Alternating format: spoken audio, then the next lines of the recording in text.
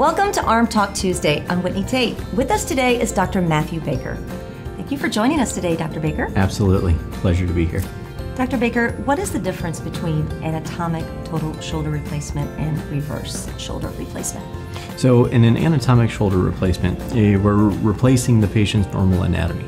In the normal shoulder, there's a ball on top of the arm bone, we call that the humeral head, and there's a socket on the shoulder blade called the glenoid. So in an anatomic replacement, we're just replacing the humeral head with a metal ball, and we replace the glenoid with a plastic socket. And that's what this shows here, is it's a metal ball that's replacing the humeral head. And on the socket side or shoulder blade, you have the plastic socket there.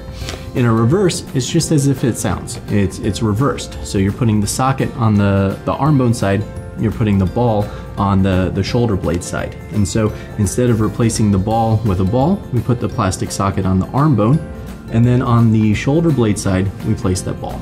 Can you explain why you would choose a reverse?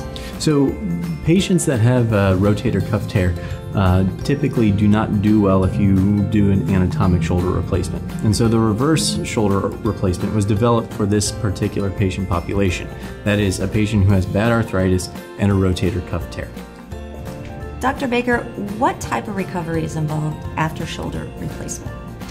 So most patients are in the hospital for an overnight stay. They're typically sent home the next day. They can start using that arm to do daily activities such as feeding themselves, getting dressed, as soon as they feel comfortable doing so. Most patients are driving anywhere from 2 to 4 weeks after surgery, and they can expect to return to sports anywhere from 6 to 9 months after surgery. Dr. Baker, can one return to all activities or positions, or are there certain things that they should avoid?